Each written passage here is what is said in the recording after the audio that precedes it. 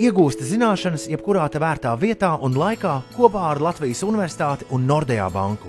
Vairosim panākumus kopā!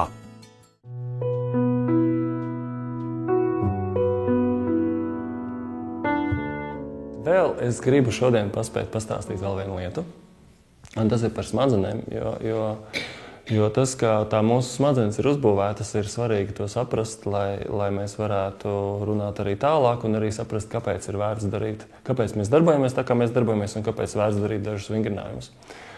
Un divus stāstus, kurus es gribu stāstīt par smadzenēm, viens ir par tādām lielajām smadzeņu struktūrām un otrs ir par smadzeņu šūnām.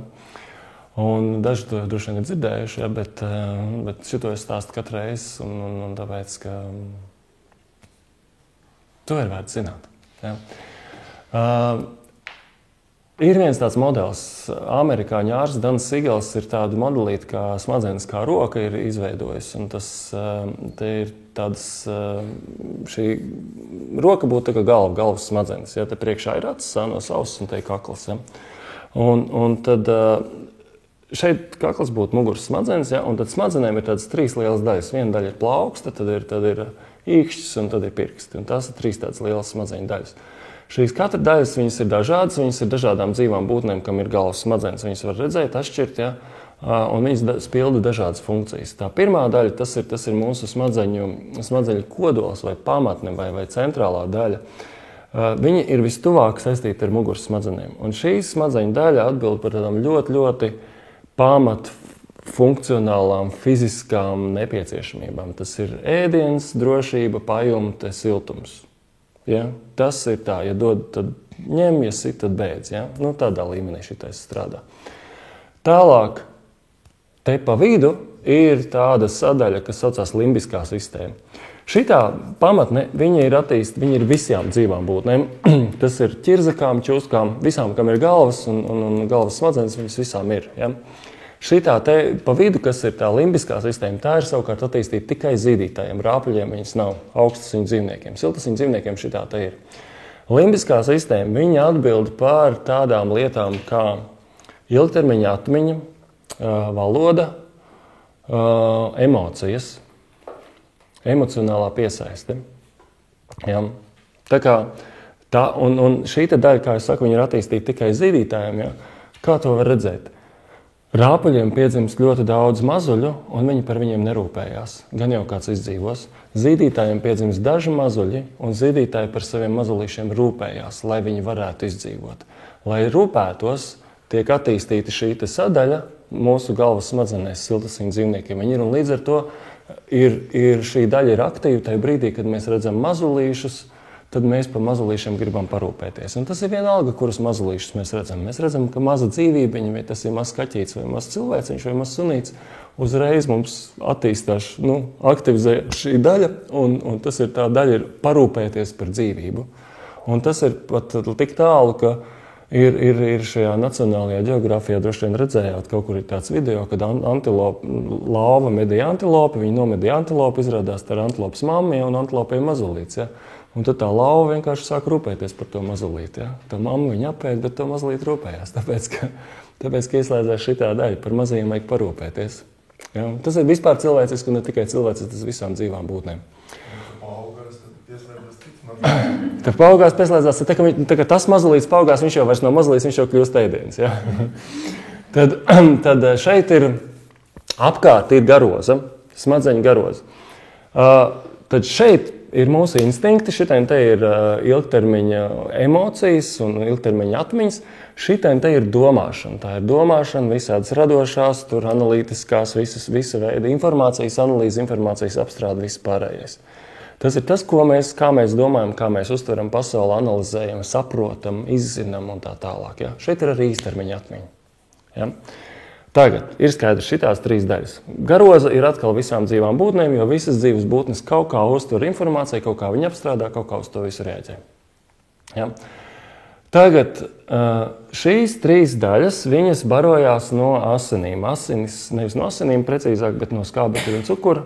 Asinis piegādā skābekli un cukuru, ja? Un tad tas kaut kā tiek izdalīts tajās trijās daļās.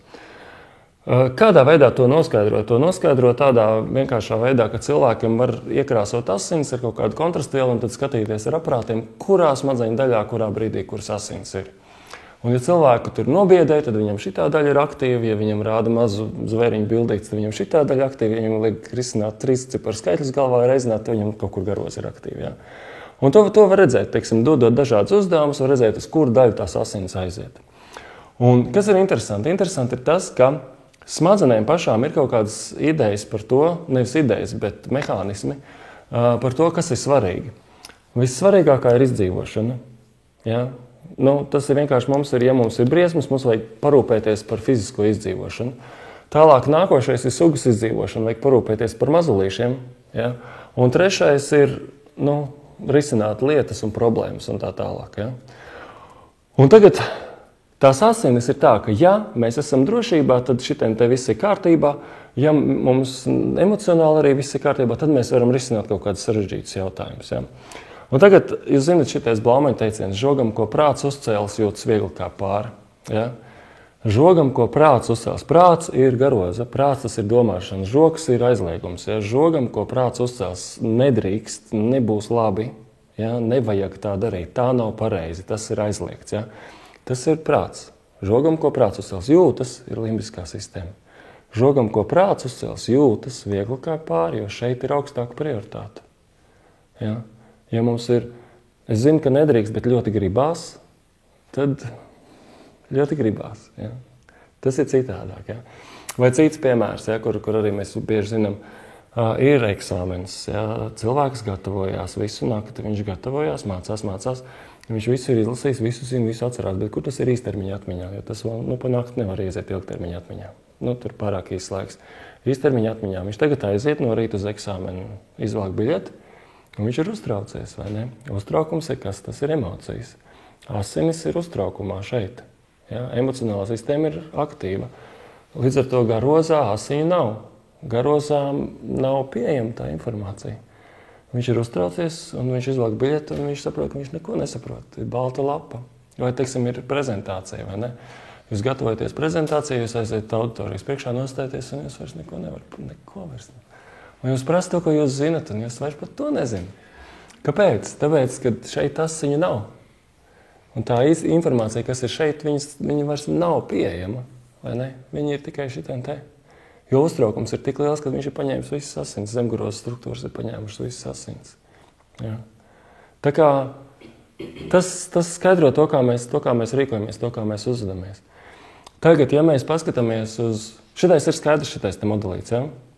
Ja mēs paskatāmies uz gribespēku kontekstā, ir divas lietas. Ja?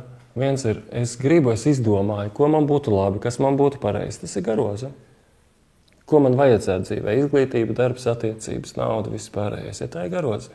Un tagad ir impulsīvā daļa. Es gribu, lai man ir labi, lai nav slikti, un tas ir tūlīt. Un tās ir zemgarozes struktūras. Un viņām ir daudz augstāka prioritāte no smadzeņu viedokļa. Jo, kas ir interesanti, mums cilvēkiem, lai cik mēs būtu garīgi, tur sameditējušies, advancēti un kulturāli un izglītoti, tās primitīvās sistēmas joprojām viņas ir. Un viņas joprojām darbojās. Mums katru dienu vajag ēst, mums katru dienu vajag gulēt, ja mums ir augsta, mēs salstam, ja karsta, mums ir slikti. Mums vajag visu šito, mums vajag mīļa, mums vajag samīļoties. Ja? Tas nav nekas intelektuāls, tas ļoti fizisks, ļoti miesisks. Mums to visu vajag. Visas šitās sistēmas joprojām ir un joprojām darbojās. Un ļoti bieži viņas darbojās pretī tam, ko mēs esam izdomājuši. Tas, ko jūs teicāt, vai ne? Es zinu, kas man ir labi, bet es gribu kaut ko. Un tas ir, es zinu, bet es gribu, vai ne? Tas zināšana ir šeit, jo tā ir tad domāšana. Ja es izdarīšu to, būs tas, ja es būs tas, būs tas, būs tas, būs tas. Bet es gribu, tas ir emocionāli, tas ir šitien te. Ja? Un tādā ziņā šis te gribespēka konflikts, viņš ir iebūvēts mūsu smadzenēs. Viņš ir fundamentāls, tā nav mūsu audzināšanas problēma vai kaut kas. Tas ir, vienkārši mēs tādi esam uzdizainēti. Ja? Tādi mēs esam. Tagad, šodien ir skaidrs, ja, tas modelīts. Ja? Kas šodien ir interesanta lieta vien? Mums ir pieres daivas, un tās pieres daivas ir šitās te pirkstu priekšējā daļa, kas ir garozas pieres daivas. Viņas atrodas aiz pieres un aiz acīm. Un šīs te mūsu pieres daivas, viņas ir Visvairāk viņas ir attīstītas tieši cilvēkiem, un jūs esat redzējuši neandertāliešu galvaskaustu, viņiem ir tādas šauras un slīpas pierītes, ja, un mērkaķiem, ja, visiem. Un tad, ja salīdzina cilvēkiem, tad cilvēkiem tās pieres paliek aizvien stāvākas un aizvien lielākas. Ja, ja tur ir 2 pirksti, šodien ir 4 pirksti. Ja. Un tas tieši uz to pieres daivu rēķina. Nevis netik daudz citas smadzeņu daļas, kā šitās pieres daivas ir mums attīstītas. Un tās pieres daivas ir, viņu funkcijas ir tādas, kā situācijas novērtēšana, analīze, kas ir par kaut kādu cēloņu seku savilkšanu kopā, kas notiek, ja es daru tā, ja es daru šitā. Pieres daivas atbild par uzmanības pievēršanu. Kam es pievēršu uzmanību?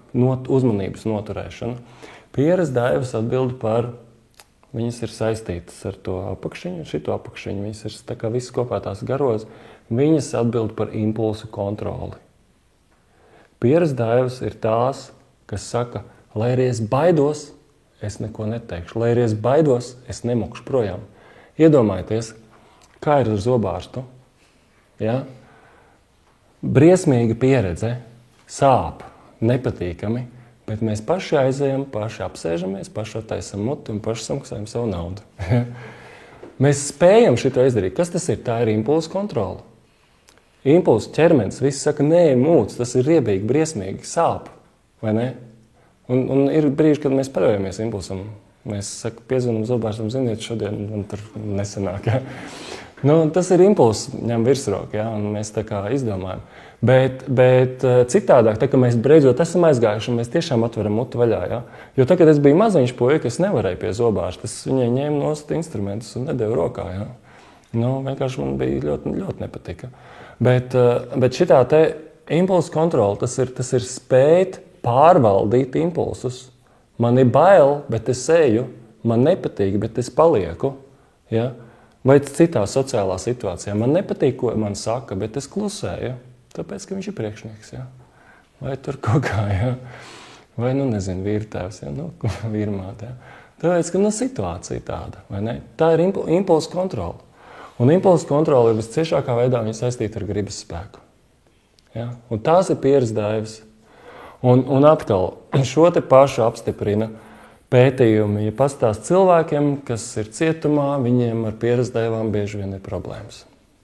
Ja viņi nespēja kontrolēt savus impulsus. Un ļoti bieži viņi nespēja pat kontrolēt tādā organiskā līmenī, tas ir fiziskā līmenī, tur ir kaut kāda bojājuma, ka tās pieres daivas ir mazāk attīstītas. Ja? Un vienkārši tad ir jautājums, vai viņiem ir jābūt cietumā, vai viņiem jābūt slimnīcā. Ja viņiem ir fiziski bojājums smadzenēs. Ja?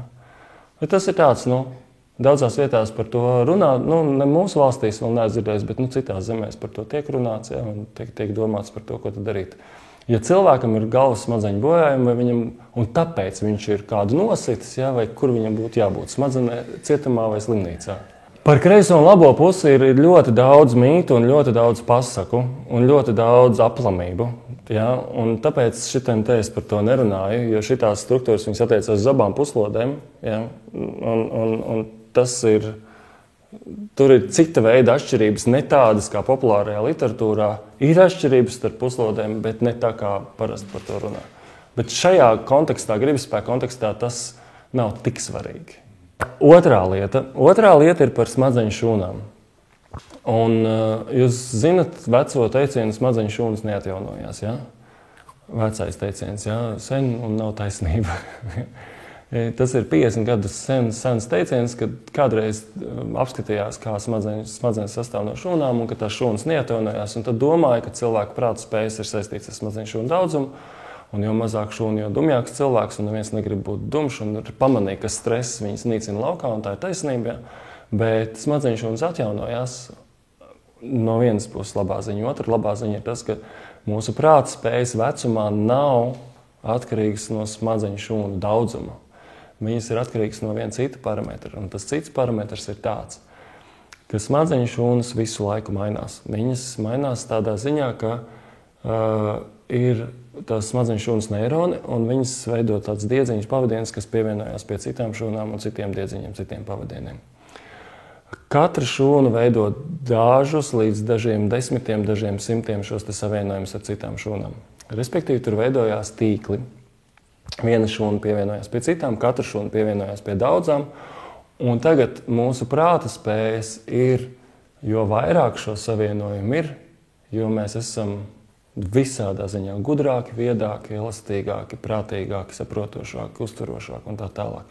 Jo mazāk šo savienojumu ir, jo mēs esam rigīdāki, šaurpieraināki, aizspriedumaināki, vienkāršāki, šī vārda sliktā nozīmē, ja? un dumjāki. Ja? Kādā veidā tie savienojumi veidojās? Savienojumi sāk veidoties jau tajā brīdī, kad mazulīts ir mammas vēderā. Jau tajā brīdī tie savienojumi sāk veidoties, jo savienojumi veidojās pieredzes rezultātā. Tad, kad mums ir jauna pieredze, viņa smadzenēs ierakstās caur to, ka šūnas veido jaunus savienojumus. Tajā brīdī, kad mums ir jebkāda jauna pieredze, šūnas izveido jaunus savienojumus. Tagad, ja tā pieredze vairs neatkārtojās, tad tie savienojumi atmirst. Viņi aiziet, atmirst, tāpēc, ka viņi netiek lietot, viņi atmirst. Jā. Ja šī pieredze tiek atkārtota, tad tie savienojumi, pirmkārt, viņi nostiprinās, otrkārt, izveidojās vēl jauni, paralēli, turpat blakus. Vizuāli to var divas līdzības. Viena līdzība ir tāda, ka, iedomājieties, ja ir zemē un jūs iepilinat ūdens pilienu, tad tas piliens viņš tur iesūcās zemē un pēc brīža izžūst un tur vairs neko nevar redzēt. Ja tur iepilina vairākus pilienus, tad tur paliek slapši, ja iepilina vēl vairāk, tad parādās peļķīte, vēl vairāk pilina, tad tā peļķīte sāk tecēt, vēl vairāk pilina, tā peļķīte pārvēršās par strautiņu, ja, pēc tam viņš pārvēršās par upīti, pēc tam viņš tur ir gaujas senlē, ja, pēc kāda laika. Tas ir kaut kas, kur ūdens ir tecējis ilgi, ja, vai lielais kanjons. Izgrauž. Ja? Tur nav nekas cits, vienkārši ir kvantitāte. Jo vairāk atkārto, jo vairāk tur kaut kas ierakstās, izveidojās tā struktūra. Cita līdzība ir zāle, pļava. Ir pļava. Ja cilvēks aiziet pa to zāli, tad tā zālīte piemīdās, ja? Paliek pēdas. Ja neviens neiet zālīt, paceļās augšā, neko vairs nevar redzēt. Ja pa to pašu vietu ir daudz reizes, tad tur zālīte vairs nepaspēja pacelties. Ja? Tur izveidojās taciņi. Tur izveidojās celiņš. Ja vēl vairāk cilvēki iet pa to vietu, tad celiņš paliek kaut vien lielāks. Ja? Tur kāds aizbrauc ar mašīnu, viņš vēl lielāks paliek. Ja? Kāds tur uzber grantu, uzliek asfaltu, uzliek stabus, tad ir šosei. Ja? Tur daudzi pārvietojās pa to pašu vietu. Ja? Un tas pats ir mūsu smadzenēs. Ja mēs kaut ko darām vienu reizi un pēc tam neatkārtojam, mēs to aizmirstam. Mēs aizējam ciemos pie viena cilvēka kaut kur, kas nav pārāk svarīgi. Ja? Un pēc tam mēs nekad vairs neejam, tad kurā mājā tas bija, kurā stāvā tas kaut kur šajā rajonā, tā apmēram. Ja? Vairs neatceros. Ja mēs ejam bieži uz to vietu, mēs sākam ielāgot. Mēs ejam vēl vairāk uz to vietu, biežāk. Ja mēs atceramies to ceļu. Mēs jau zinām pa vienu pusi, pa otru pusi, tur vēl kaut kā var aiziet. Mēs zinām, kā izskatās ziemā, vasarā, no rīta, naktī, vakarā. Ja? Mēs ielāgojam to ceļu, un tas ceļš ierakstās kā ceļš mūsu smadzenēs. Ja? Un līdz ar to, un smadzenēm ir vienalga, ko mēs atkārtojam. To, ko mēs atkārtojam, to mēs iemācamies. Un tas vienalga, ko mēs atkārtojam dzīvē. Ja mēs atkārtojam kreņķēšanos, smadzenes iemācās kreņķēšanu. Mēs atkārtojam sekošanu impulsiem, smadzenes iemācās sekošanu impulsiem. Ja mēs atkārtojam uzmanības vazāšanos visu kaut kur, tad smadzenes to iemācās. Ja? Ja mēs atkārtojam impulsu kontrolēšanu, smadzenes to iemācās. Tā kā tas, ko mēs atkārtojam, to mums smadzenes atbalsta. Un tāpēc ir baigi svarīgi sekot, ko mēs īsti darām, ko mēs domājam, kādā veidā mēs domājam. Ja mēs nepārtraukti atkārtojam sev pelnu bēršanu uz galvas, ja? tādu pašdestruktīvu runu, tad smadzenes iemācās, ka tādā veidā vajag runāt. Un to, ko mēs atkārtojam, to mums darīt ir aizvien vieglāk. Jebko, labas vai sliktas lietas. Ja mēs mācāmies žonglēt ar bumbiņām, mēs iemācāmies žonglēt. Ja? Mēs mācāmies spēlēt kokli, iemācāmies spēlēt kokli. Ja mēs nemācāmies to, tad ja mēs iemācāmies pie pirmajām grūtībām mest plinti krūmos, ja? Tad mēs smadzenes to atbalsta. Ir grūti, tad nav ko turpināt. Un tāpēc ir svarīgi tas skatīties, ko mēs īsti atkārtojam. Un tāpēc šīs vingrinājums, vērot sevi, jūs atceraties, pieres dēvis ir saistīts ar uzmanību un saistīts ar paškontroli, emocionālā paškontroli, situācijas novērtēšanu. Ja mēs attīstam uzmanību, vienkārši vērošanu, spēju vērot, spēju uzmanību, pievērst uzmanību tam, kam mēs gribam, ja? Tas ir tepatās, kur ir gribas spēks. Tā ir tā pati smadzeņu zona. Ja? Mēs attīstam impulsu kontroli. Ir impulss, bet es impulsam nesakoju. Es pamanu, ka man ir impulss, bet es tam impulsam neeju līdzi. Ja? Citiem vārdiem sakot, mēs mazinam. Impulss izpaužās arī kā automātiskas darbības. Ja? Vienkārši es daru kā parasti. Ja? Ja es to pamanu un nedaru tā kā parasti, piemēram, man niezas uzreiz pakasos, es pat nedomāju par to. Ja? Man niezas uzreiz pakasos. Bet ja man niez, es sajūtu un tas domāju, kasīties, nekasīties, bišķiņ vēlāk pakasīties, ja? Tajā brīdī jau man ir kontrole pār savu impulsu. Jo tad es izlēmu, vai es kasīšos vai nē. Nevis tā, ka man ieniezējās un es uzreiz pakasījos. Tur es nepiedalījos, tur jau ķermenis pats. Ja? Bet ja es pamanu šo te, tad man ir iespēja kaut ko darīt. Kasīties, nekasīties, vai varbūt paglāstīt, ja? Vai varbūt kaut kā citādāk, vienkārši uzlikt roku. Un tā kā šī te sevis vērošana, savu impulsu vērošana, tāpēc es redzu, ka tas ir tas svarīgākais vingrinājums, kādā veidā mēs varam attīstīt. Pirmkārt, iepazīt sevi un caur sevis iepazīšanu attīstīt savu gribas spēku. Tā kā tas būtu tas, ko es šodien varēju pastāstīt, ko es šodien gribēju pastāstīt. Un tad divas lietas. Ja. Pirmā lieta bija par divām daļām, kā mēs gribam. Viena daļa ir, es gribu, lai man ir labi tūlīt un lai nav slikti. Un otrā daļa ir tā ilgtermiņa gribēšana, mērķi, sapņi. Un otrā lieta ir par smadzeņu uzbūvu, par to, kā mūsu smadzenes darbojās un par to, cik svarīgi ir vērot sevi, pazīt sevi un skatīties, ko tad īsti mēs darām, ko mēs īsti atkārtojam, jo tas, ko mēs atkārtojam, to mēs iemācāmies. To, ko mēs atkārtojam, to mums ir vieglāk darīt. Un ja mēs atkārtojam sevis vērošanas, tādu savu impulsu kontroli, ja, tad mums ir aizvien vieglāk ar to būs tikt uz priekšu. Jo vairāk mēs kontrolēsim savus impulsus, jo labāk mēs varēsim tikt galā ar gribas spēku lietām. Un tā impulsu kontrole ir ļoti daudz, ja tas ir atteikties no kaut kādām automātiskām darbībām. Piemēram, apstājoties rindā, ja uzreiz izlikt mobilo telefonu, ja, kaut kur laukā. Ja, tā. Un tas arī ir tāds impulss. Ja. Vai tur ieejot veikalā uzreiz paņemt parastās lietiņas, ja, kuras gribās. Ja. Tā, padomāt, izvēlēties to. Vai tiešām es darīšu tā kā parasti? Ja. Tā kā šīs ir tādas dažas idejas jau, kādā veidā to gribas spēku var attīstīt sākotnējās.